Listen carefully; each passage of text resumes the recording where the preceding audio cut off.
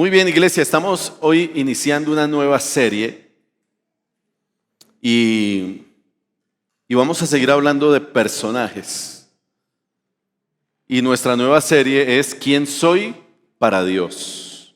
Entonces vamos a ir descubriendo a través de cada historia de estos personajes nuestra identidad. Así que vamos a hablar mucho de identidad. Lo que Dios quiere que yo sea, más que lo que Dios quiere que yo haga. Es decir, lo que yo haga va a ser consecuencia de lo que yo soy. ¿Perfecto? Y es algo que está en nuestro ADN y que repetimos de manera constante, permanente. Voy a trabajar primero en mi ser, mi identidad, mi relación con Dios. Y eso que soy se va a ver reflejado, se va a evidenciar en sencillamente acciones, fruto, el fruto de estar en relación correcta con Dios. Y estos personajes nos van a llevar a identificar valores del reino que deben ser parte de nuestra identidad. Y hoy quiero hablarles de no volveré atrás.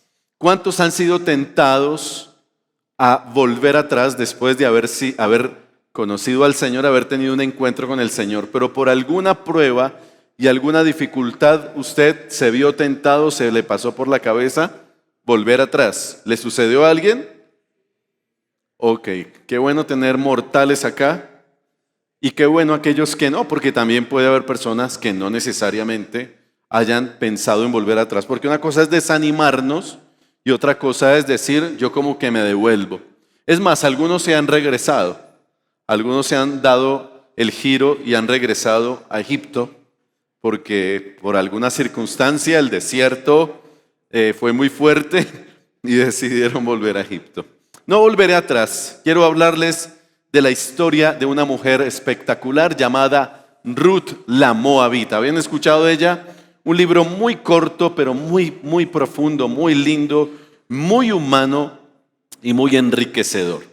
Así que la historia de Ruth se desarrolla en el periodo en el cual gobernaban los jueces. Acuérdense que hemos estado hablando de los jueces. Hace 8 días se nos habló de Sansón, el último de los jueces. ¿Recuerdan? Así que siempre va a ser repetitivo recordar o que digamos que precisamente el pueblo de Israel vivía tiempos difíciles y tiempos de mucho pecado. La Biblia dice que cada uno hacía lo que le parecía según su propio criterio. Sin embargo, a pesar de tanta maldad y de tanto periodo de oscuridad, de desobediencia, Dios siempre levanta un remanente, ¿cierto? Siempre hay un remanente que hace la diferencia. Dios siempre levanta personas que hacen la diferencia en medio de la abundancia del pecado. Y en este caso, Noemí y Ruth son ejemplo de lealtad, de una fe persistente, pero también de un compromiso con Dios, consigo mismas y el desarrollo de una amistad con el ingrediente importante de la lealtad. Muy bien, así que me llama mucho la atención porque cuando alguien habla de la suegra, por lo general se espera escuchar algo negativo. Normalmente alguien se refiere a la suegra. De hecho hay un predicador muy famoso que echa chistes en sus prédicas en contra de la suegra. En lo particular no me gusta, no he ido nunca con esa línea. Bueno, se lo puedo hacer por ahí abajo, hágalo, pero yo desde aquí, de hecho oren por mi suegrita que está enferma, ayer la visitamos, está enfermita. Así que yo creo que Noemí y Ruth, o específicamente Ruth, precisamente nos hace ver el modelo de una nuera que ama a su suegra. ¿Dicen amén las nueras? Ya, ustedes midieron. Sí, ustedes midieron. No siempre las relaciones son complejas. Y básicamente, culturalmente, la mamá tiene un sentido sobreprotector hacia el hijo, ¿cierto? Es natural, ojo. Y por tal motivo, la señora suegra normalmente No es, no es una regla general, se puede dar, aclaro, no es que siempre suceda así, pero se puede dar que entonces la mamá no quiere que se lleven a su hijo de casa y ve a su nuera como una amenaza porque me quitó el chinito, ¿cierto? Y porque mi chinito no va a volver a comer el alimento que yo le preparo como yo se lo preparo. Bueno, hay un montón de matices en esto. Por eso es interesante ver este libro de Ruth y cómo se gesta y se consolida una relación tan linda de amistad. Posiblemente usted sea este caso, Ruth y Noemi. Bueno, ojo que cuando yo hablo no estoy generalizando, siempre hay excepciones. Porque algunos me hacen, no, hay excepciones. Nunca voy a hablar de que es que esto es así, es una regla. Hay excepciones, ¿ok? Entonces, eso es importante. Vamos a ver 3 aspectos de cómo Ruth evidenció su amor y su lealtad hacia Noemí, pero cómo Dios también se movió y se glorificó en ese momento y en esas instancias tan difíciles en las que ellas estuvieron. Lo primero que me llama la atención y quiero compartirlo con ustedes es que el Señor rompió paradigmas sociales y religiosos. Mire, Ruth era una mujer moabita. Vamos a poner un poquito en contexto porque a veces como quizá no sabemos qué es eso de moabita, ¿cierto? Pongámonos un poquito en contexto. Es decir, que ese era el gentilicio de los que nacieron en Moab, ¿ok? Entonces, Moab era una de las naciones que oprimieron a Israel, de tal forma que existía mucha hostilidad, muchas diferencias y tensiones entre Moab e Israel, el pueblo de Dios y Moab. No se la llevaban bien porque Moab había sido un pueblo opresor, así que las relaciones no eran buenas. Y por si fuera poco, casarse, por ejemplo, con un israelita, casarse con una mujer que no fuera israelita, pues iba en contra de su propia ley. Y de hecho a los moabitas no se les permitía adorar en el tabernáculo porque no permitieron que los israelitas atravesaran su territorio después del éxodo de Egipto. Habían situaciones políticas de por medio, ¿cierto? Unas situaciones ahí medio aburridas. Por eso no se la llevaban bien. Adicionalmente, los moabitas eran politeístas. Adoraban a muchos dioses, especialmente a uno llamado Baal Peor. Imagínense la belleza. Baal Peor. Yo no sé si era que peor de todos, pero así se llamaba el Baal ese, Baal Peor. Sin embargo, sucede que hubo mucha hambre en Israel. Hubo una crisis tremenda de alimentos y decidieron muchos de ellos emigrar hacia Moab, hacia la tierra de Moab. Entre esas personas y familias que salieron buscando alimento y una mejor oportunidad estaba Elimelech, su esposa Noemí y sus 2 hijos. ¿Alguien se acuerda cómo se llamaban los hijos de ellos? Ok, ¿no les iba a dar premio? Eso, Malón. ¿Será que era muy malo? Me decía Malón.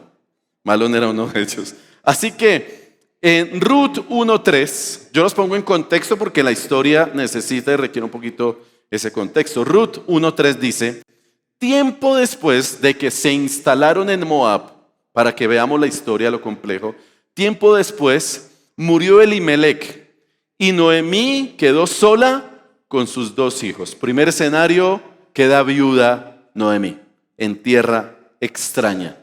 Ellos se casaron con 2 mujeres moabitas y aquí viene el matrimonio. Se casó con una mujer, uno se casó con una mujer llamada Orfa y otro, ¿no está ahí? Ruth 1:3. Ay, bendito, sí. Bueno, gracias. Sí, porque me estaban mirando a mí y yo dije, pero ya está. ¿Qué pasa? Ok. Orfa y el otro con una mujer llamada Ruth. Pero unos 10 años después murieron tanto Malón como Kelión. Ahí están 2 nombres, no tan bonitos, pero pueden servir. Entonces, ¿qué pasó con Noemí? quedó sola, sin sus 2 hijos y sin su esposo. Ya vamos viendo cómo está el cuadro tremendo. Así que, como nación escogida, Israel debería ser ejemplo para todas las naciones de la tierra. Dios escoge a Israel no para ser una nación malcriada, porque se tiene ese concepto. Es que Israel es la nación escogida y sobreprotegida de Dios. Ojo, la escogió para no malcriarla, sino para que Israel fuera ejemplo para las demás naciones. Para que Israel se destacara por sus conductas, por su relación con Dios. Sin embargo, aquí es donde viene el énfasis al punto que yo les di, que el Señor rompió con todos los paradigmas. Paradójicamente, Ruth, una moabita, a quien Dios la escogió para demostrar un carácter espiritual sincero. Por un lado, ¿qué nos muestra este escenario? El mal estado en que se encontraba el pueblo de Israel. Muy mal estado. Para que ni uno solo de ellos se convirtiera en el protagonista de esta historia. Tendría que estar muy mal. Que el Señor se fija intencionalmente en una persona que no es del pueblo escogido de Dios. ¿Se dan cuenta? Porque hay que interpretar un poco este tema. No estoy en contra de Israel ni nada. Lo que pasa es que yo veo que muchos ponen, yo oro por la paz de Israel. Nosotros oramos por la paz del mundo entero. ¿Sí? Pedimos por la paz del mundo entero. Yo sé que lo que yo estoy diciendo me puede costar muchos enemigos. Pero yo veo en el texto bíblico que Israel no dio la talla. Y casi nunca dio la talla. Y este es un caso en el que el pueblo caprichoso y malcriado no dio la talla. Eso es para que nosotros nos veamos también ahí. Si nos hemos convertido en un pueblo caprichoso y malcriado y que nos creemos lo máximo y lo mejor.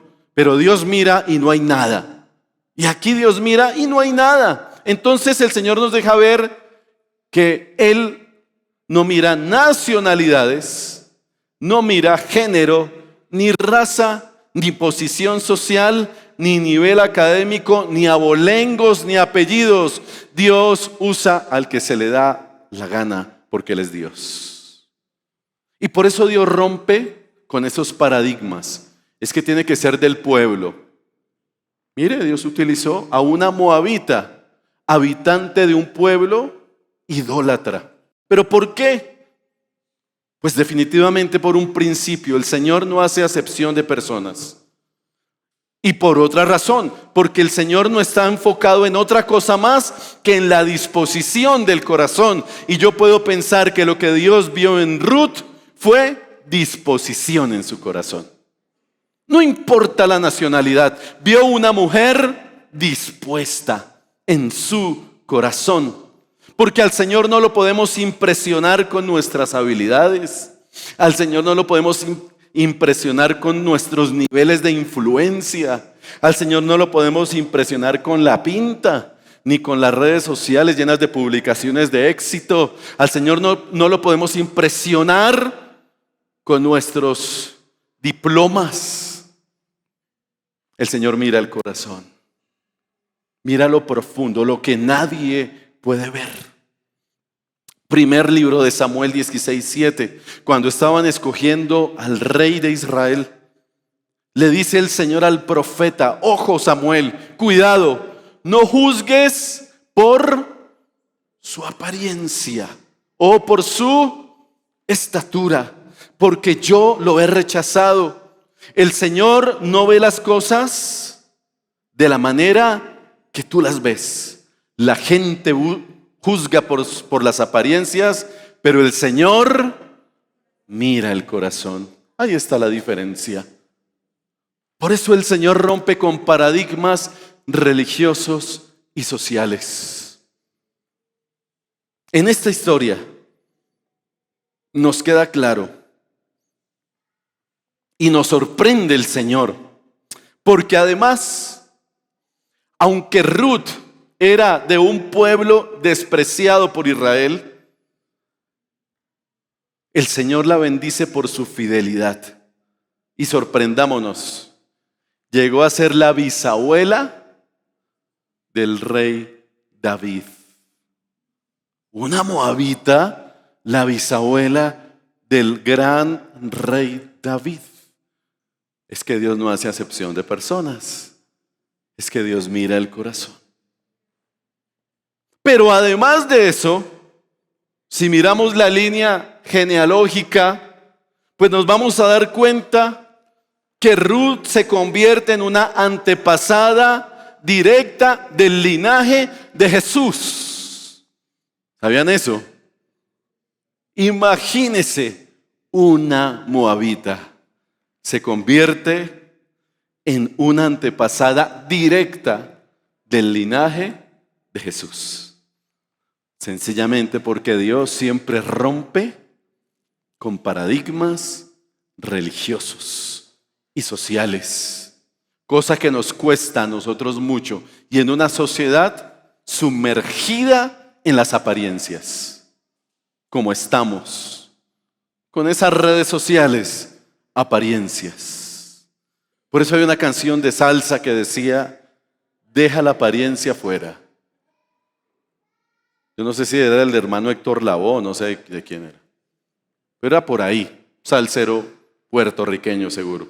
Deja la apariencia fuera, porque vivimos en un mundo de máscaras, de apariencias, de discriminación, donde seleccionamos nosotros de acuerdo a la imagen, de acuerdo al abolengo, al apellido o al nivel de influencia. Mire, el Señor usa a quien quiere como Él quiere, porque Él mira el corazón. Es posible que a ti te hayan subestimado y hoy necesites recordar quién eres para Dios. Es posible que te hayan dicho mucho tiempo, tú no sirves. Estás descalificado o descalificada. O posiblemente tú y yo hayamos subestimado a alguna persona y hoy necesitemos restituir el daño causado por despreciar a alguien. Dicen por ahí que la vida da muchas vueltas. ¿Y es así o no es así? Es así. La vida da muchas vueltas. Y quizá ese que despreciamos, esa Ruth despreciada, un día se convierte en el medio que Dios va a usar para bendecirnos a nosotros. Y nos va a dar tremenda lección. Yo fui un despreciado en mi colegio por ser el bobo evangélico. Después terminé hasta casando a uno de mis compañeros.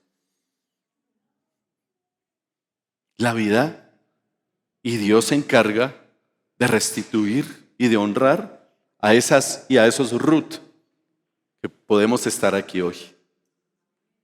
Porque Dios no hace acepción de personas y rompe con paradigmas. Al Señor no le interesa tu pasado con el fin de usarlo como excusa para excluirte.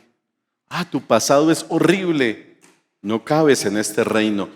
Todo lo contrario, lo usa para dignificarte.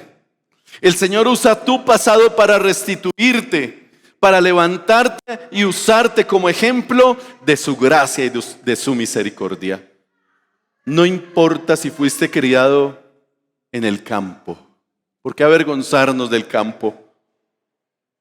¿Por qué avergonzarnos? Siempre yo voy a decir, todos venimos de los campesinos. Mis abuelos campesinos santandereanos.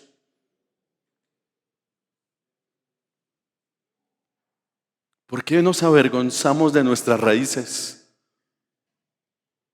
Aquí todos somos mestizos, papá. Por más que hagamos y nos pongamos lentes azules, suizos no somos. Y si no, míreme a mí. Yo siempre he dicho que yo sería muy pintoso en Ecuador. o en el Perú. Y en Bolivia sería un galán. Un galán. Yo sería el protagonista de todas las novelas en Bolivia.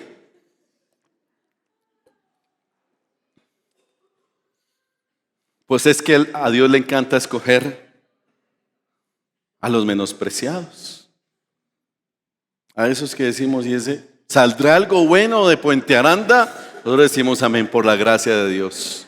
Saldrá algo bueno de Ciudad Bolívar, amén. De Bosa, de Kenia, de Suba, del Galán, amén. De Cedritos, amén. No discriminemos a esos que viven en el norte, amén. No importa, todos. Porque es que a veces es que yo soy del sur y discrimino a los del norte. Eso también está muy mal. Es que esa plaga que tiene plata, no sé qué. Bendito sea Dios. ¿Por qué discriminamos? Es que también nos vamos, yo no estoy dando aquí un mensaje aquí de un socialismo devoto de pobreza. No, Dios bendiga a los que han hecho riquezas y el Señor los ha bendecido. Y no discriminemos a los ricos. De ninguna manera lo discriminemos. Lo segundo es que Ruth evidenció compromiso y lealtad con el Señor. Ruth era una mujer moabita, no se les olvide, pero eso no le impidió adorar al Dios verdadero, ni tampoco le impidió que Dios aceptara su adoración y la bendijera de manera especial. Pero no podemos olvidar que el medio que Dios usó para que Ruth llegara a Dios fue Noemí, fue la suegra. Ella fue el medio que Dios utilizó, porque esta mujer fue un testimonio vivo y poderoso acerca de Dios. Noemí tuvo que sufrir la muerte de su esposo y también la de sus hijos. Su condición era una condición terrible, porque además estaba en una tierra extranjera, ni siquiera estaba en su tierra. Pero Ruth fue inspirada por su suegra Noemí y por el Dios que adoraba a Noemí. Con la declaración que vamos a ver, tu Dios será mi Dios. Yo sé que usted la ha escuchado, ¿no? Tu Dios será mi Dios. Ruth estaba renunciando por completo a adorar los dioses moabitas. Esa es una declaración fuerte y firme. Estaba diciendo Noemí, tu Dios será mi único Dios. ¿Qué estaba diciendo? Estoy renunciando a los dioses de mi cultura, a los dioses de mi nación. Estoy renunciando a ese politeísmo y solo voy a adorar al Dios que tú me has enseñado, Noemí, al Dios que tú has modelado, al Dios que tú reflejas. Ruth renunció por completo a adorar a los dioses de los moabitas. Aceptó el señorío de Dios sobre su vida y recibió la cobertura y las bendiciones del único Dios verdadero, porque confesó. Eso es una confesión de fe. Tu Dios será mi Dios. No hay lugar para otro Dios. Por eso su determinación de adorar a Dios implicó abandonar su tierra. Y ya vamos a ver. Implicó abandonar su familia, sus costumbres y sus tradiciones. ¿Para qué? Para sumergirse en una nueva cultura. Pero además tomó el riesgo de ser rechazada por un pueblo que la menospreciaba y que menospreciaba a los moabitas. Pero su compromiso era tan firme con Dios que no le importó. Su compromiso estaba intacto. Iglesia, cuando tú y yo decidimos seguir al Señor, debemos asumir las implicaciones de abandonar personas. ¿Sabía usted eso? Sí. Aunque no nos guste, por lo menos por un tiempo. Hay que abandonar amistades, personas de influencia en nuestra vida, costumbres, malas costumbres. Hay que abandonar pecados. Hay que salir de esa tierra, de ese reino oscuro, al reino de la luz. Y eso implica desacomodarnos. Es que no nos queremos desacomodar, no nos queremos incomodar. porque estamos tranquilos en ese mundo aparentemente bueno. Pero cuando nos encontramos con el Señor, necesitamos hacer lo que hizo Ruth: dejar personas, tierra, costumbres, pecados y una cultura por la que podemos estar muy permeados e influenciados. Tenemos que dejar muchas cosas que no podemos cargar en nuestra nueva mochila espiritual. Sí, iglesia, de eso se trata, comprometernos con Dios. Incorporar al Señor en nuestras vidas es incorporar los valores del reino de Dios que estamos viendo. Es incorporar los valores de Dios que son contrarios a los antivalores de este mundo. Muy contrarios. Y recordemos algo, que en el reino de Dios solo hay espacio para un Dios, para el único Dios. ¿Ruth lo entendió o no? Lo entendió. Dios será mi Dios. No hay lugar y no puede haber lugar para otro Dios en nuestro corazón, porque seguir a Dios es una determinación valiente y que requerirá perseverancia, porque llegarán luchas, oposición, rechazo, pero también vendrán grandes victorias, libertad, honra sobre aquellos que deciden comprometerse con el Señor. Y la decisión que estaba tomando Ruth por causa de Dios era una decisión trascendental y muy fuerte. Pero hay una promesa para aquellos que son valientes. Y está en el Salmo 34, 19, 20. Esta semana que fuimos a visitar a Victícor lo leímos. La persona íntegra enfrenta muchas dificultades, pero el Señor llega al rescate en cada ocasión. Pues el Señor protege los huesos de los justos, ni uno solo es quebrado. Esa es la respuesta de Dios para aquellos que como Ruth lo dejaron todo por seguir al Señor. En una ocasión, un joven le dijo: Señor, yo quiero seguirte. Y el Señor le dijo al joven: pues déjalo todo y sígueme. Ya, vamos. No, Señor, espere que tengo que hacer unas diligencias. Tengo que dejar unas cositas. No, si me vas a seguir en serio y firme. Y sí, hay que dejar cosas, incluso negocios. Incluso negocios. Conocí una persona que tenía negocios de casinos y su economía era una economía pues buenísima. Digo, no buena en el sentido de aceptable, sino abundante, para no decir buenísima. Abundante. Usted no sabe lo que le implicó a esa persona tener que dejar ese tipo de negocios, porque su economía dependía de ese tipo de negocios. Y era una economía abundante. ¿Qué tienes que dejar hoy?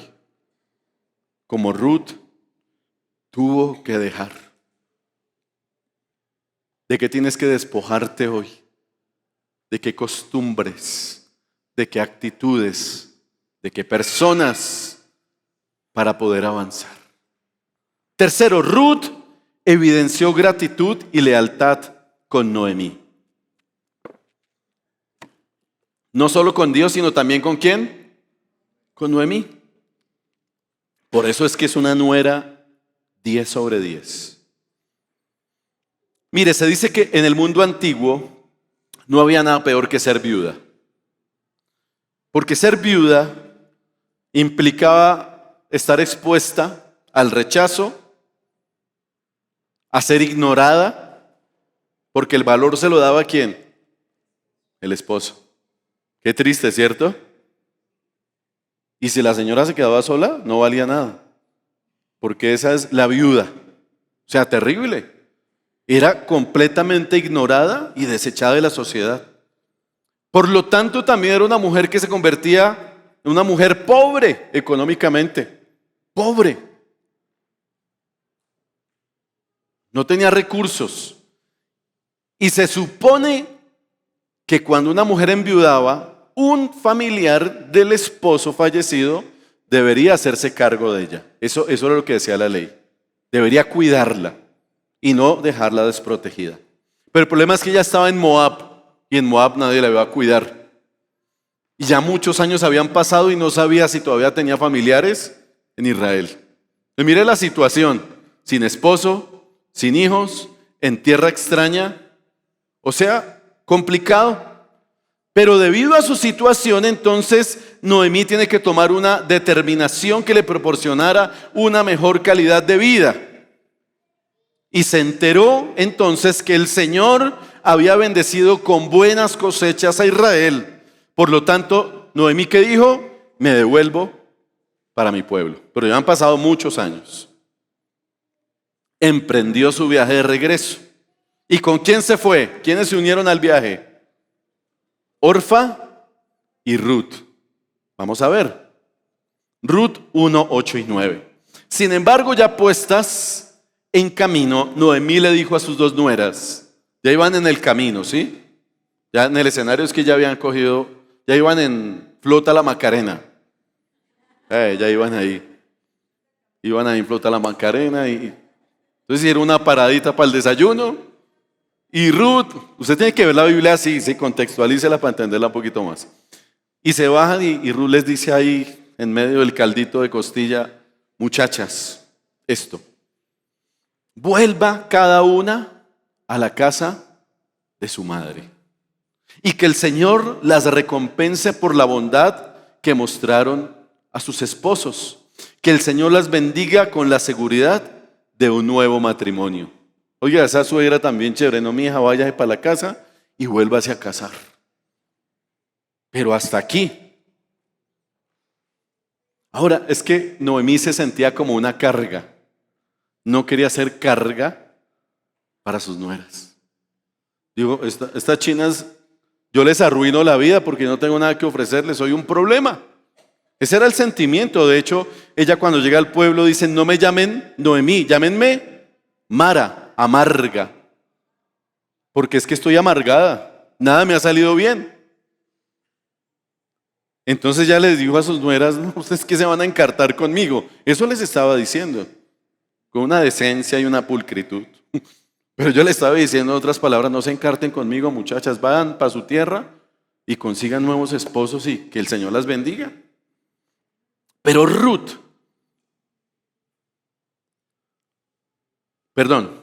primero Orfa, critiquemos a Orfa, aprovechemos. No, Orfa tomó el camino fácil, le aceptó el consejo a la suegra, ¿cierto? ¿Y qué era lo más fácil? Pues sí, Noemí, tú tienes toda la razón, ¿sabes que sí? Yo como me vuelvo para Moab y voy a hacer vida allá. Entonces, Orfa dijo, no me voy a complicar la vida, me devuelvo para la casa, no voy a tomar riesgos. ¿Para qué tomar riesgos? ¿Para qué encartarme? ¿Para qué complicarme la vida?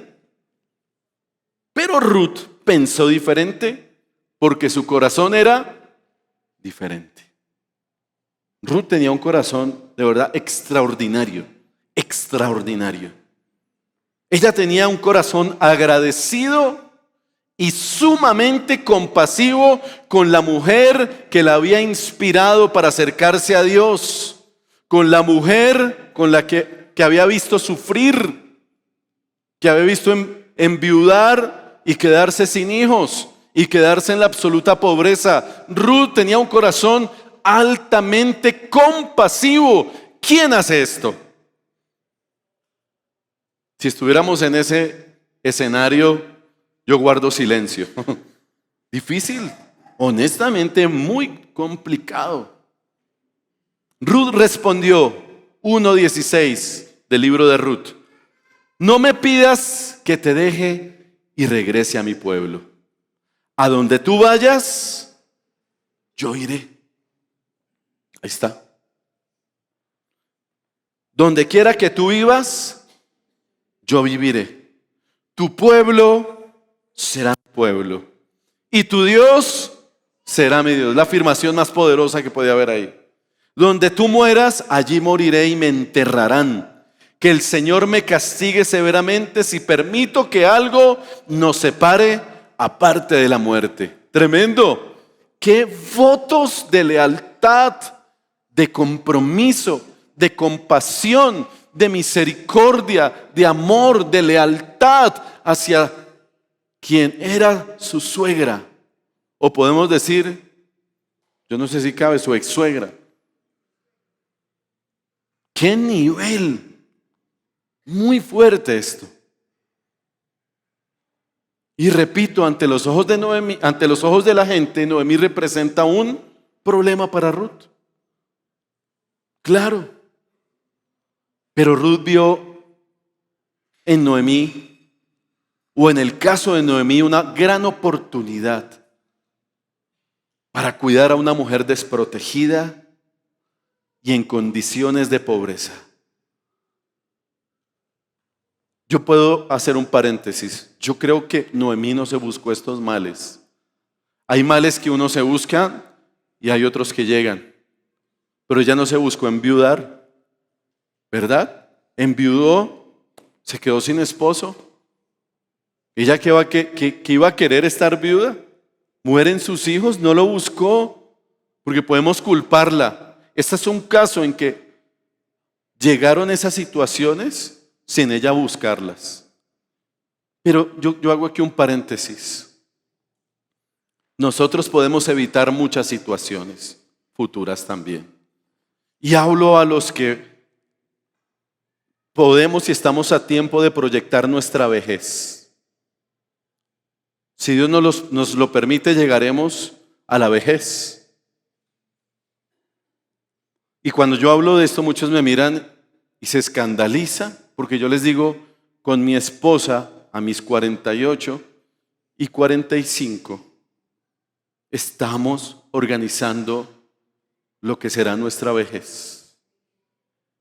Nuestra pensión, la pensión de los dos. ¿Cuántas semanas tenemos? ¿Cuándo vamos a terminar? Eso no es pecado, eso no es depender de eso, dependemos de Dios, pero yo tengo que ser responsable.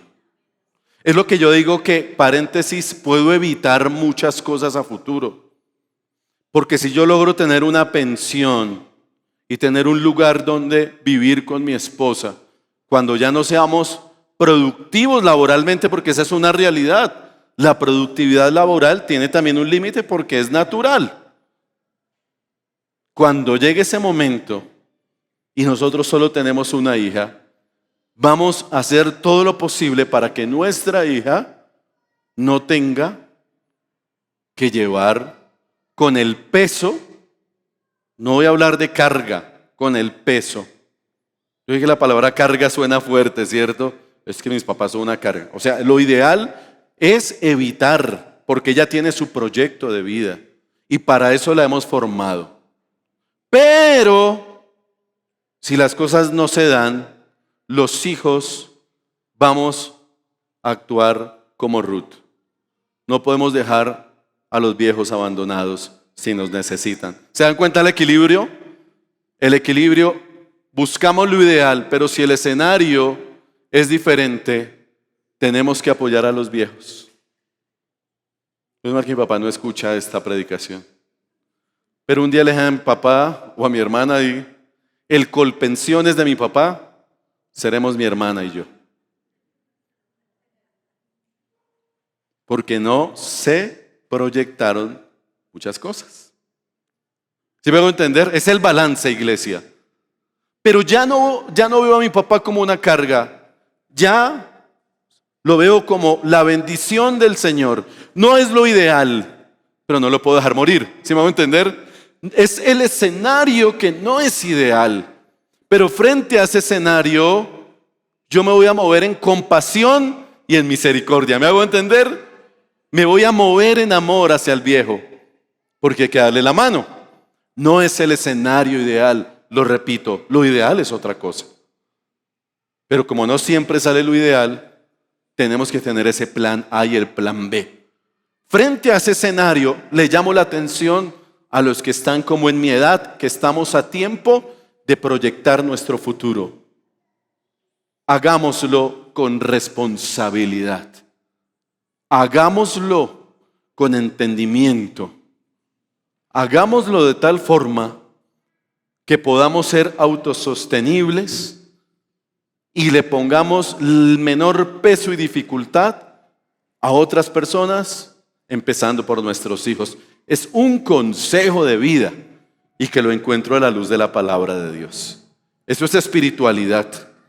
Eso es espiritualidad. Empezó la rumba otra vez. Así que Dios todo lo ve y la historia termina. Y yo también. Al final, Ruth tiene la bendición de conocer a un hombre llamado Boz. B-O-O-Z. Boz. Y Boz se convierte en el instrumento que Dios usa para dignificar no solo a Ruth, sino también a Noemí. Lo que quiere decir es que Dios honra a los que le honran, iglesia. Que Dios no se queda con nada. Ruth fue muy valiente al dejar su tierra, sus dioses, sus costumbres, su familia, instalarse en un país extraño, adorar al único Dios, y Dios no se quedó con eso. El Señor la honró poderosamente. Y la honró a todo nivel. La bendijo con un hombre bueno, porque Boz era un hombre bueno. Buen tipo el Boz. Muy querido. Y de esa manera sus condiciones emocionales, espirituales y hasta económicas, porque Dios también la bendijo económicamente. Y hasta con familia, porque tuvo un hijo con Boz. Y eso le trajo alegría ¿a quién? A Noemí. Hasta decían, mira Noemí, el Señor te dio un nieto. Imagínense hasta dónde llega la bendición. Que después se convierte en ese linaje de David y del Señor Jesús. Qué honra la que el Señor da a quienes son leales, a quienes se comprometen con Él, a quienes se comprometen con otros, con el prójimo, con el otro. Tenemos que actuar compasivamente frente a la necesidad del otro. Seamos compasivos. Porque mañana ese mismo nos puede dar la mano a nosotros. Ese que un día despreciamos. Se puede levantar una Ruth. Yo no sé, Ruth llegó como una extranjera a labrar el campo, a recoger las cosechas. Una vieja trabajadora. Lean toda la historia. Pero la china no llegó a dormir. Llegó a trabajar en las cosechas. Y Dios honró su diligencia también. Ese sería otro aspecto que podamos resaltar. Por eso es sumamente importante que hoy pensemos en cómo está nuestro compromiso con Dios, nuestra lealtad hacia el Señor, nuestra compasión hacia los necesitados. Lo que yo siembre voy a recoger.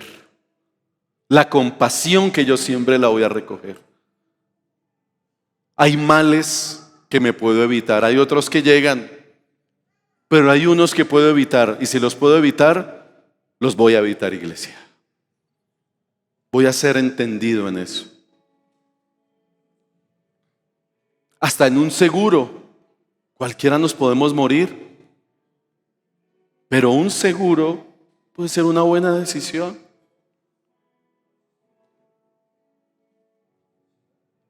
Cuando uno fallece, bueno, yo no he fallecido, pero cuando alguien fallece, lo mejor que puede hacer es evitarle otro dolor de cabeza y otra tristeza a su familia.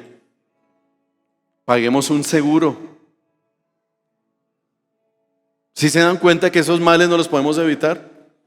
No, Señor, reprenda al diablo, mano, pero si nos morimos, ¿qué hacemos? Para mí el vivir es Cristo. ¿Es bíblico? No. Y el morir es ganancia. Pero si yo le dejo un chicharrón a mi familia, tenemos que evitar esos males. Y no está mal pagar un seguro.